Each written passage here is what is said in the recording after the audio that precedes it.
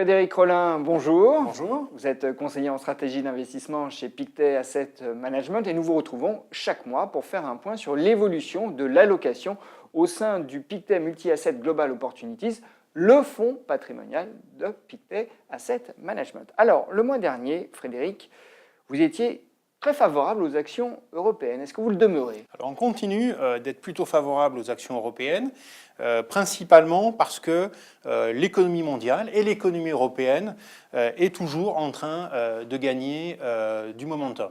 On a eu d'abord la consommation mondiale et aujourd'hui ce sont les entreprises.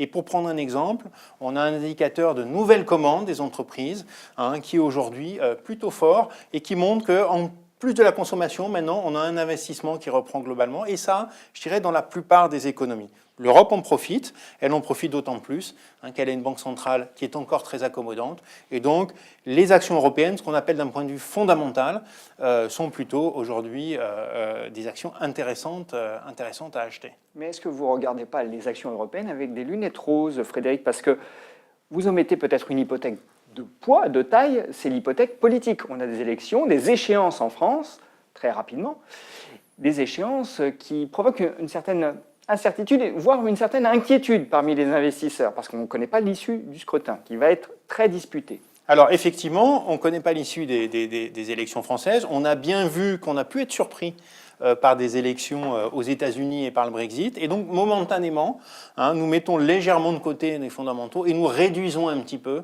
notre exposition sur les marchés.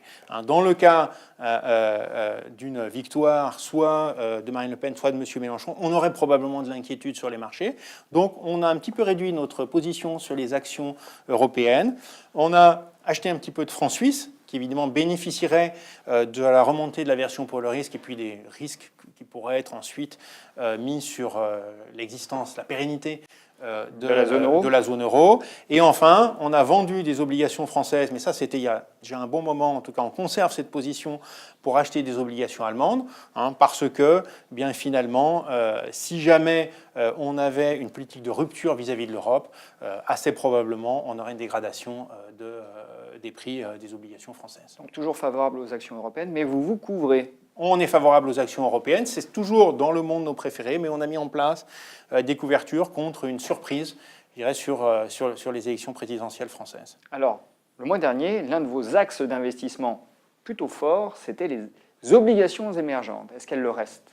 Alors certainement, les obligations émergentes sont assez intéressantes parce que si on reprend un petit peu les 12 derniers mois sur l'économie, on a eu effectivement un bon élan des économies développées et aujourd'hui cet élan est suivi par les économies émergentes. On voit que leur activité est en train de remonter, on voit que le commerce mondial est en train d'accélérer, tout ça bénéficie assez largement aux émergents.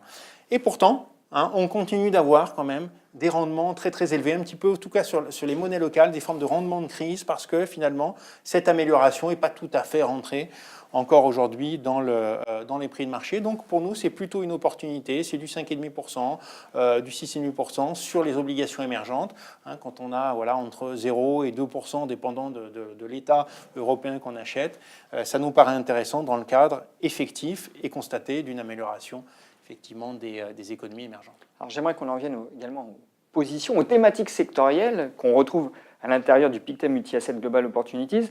Le mois dernier, vous teniez pour les banques européennes et la robotique. C'est toujours le cas? Alors c'est toujours le cas.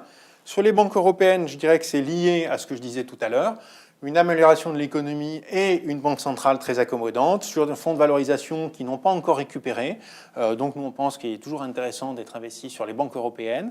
Et puis sur la robotique, alors ce n'est pas les 12 derniers mois, mais c'est plutôt effectivement, ou les 12 prochains mois, c'est véritablement une thématique de long terme. Il y a des progrès extrêmement importants qui ont été faits en termes de robotique, dans l'œil artificiel, dans l'intelligence artificielle, dans la capacité d'un robot, par exemple, à saisir soit un objet fragile, soit un objet lourd.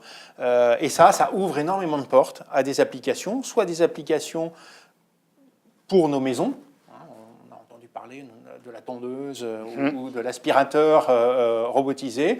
Et puis aussi beaucoup dans l'industrie, où là, on a la mise en place de robots qui sont très très vite rentables et qui ouvrent des perspectives intéressantes pour les entreprises. Donc les entreprises de la robotique aujourd'hui, vraiment, ça nous paraît être un investissement intéressant, et ça probablement pour de nombreuses années. Frédéric, merci. Merci.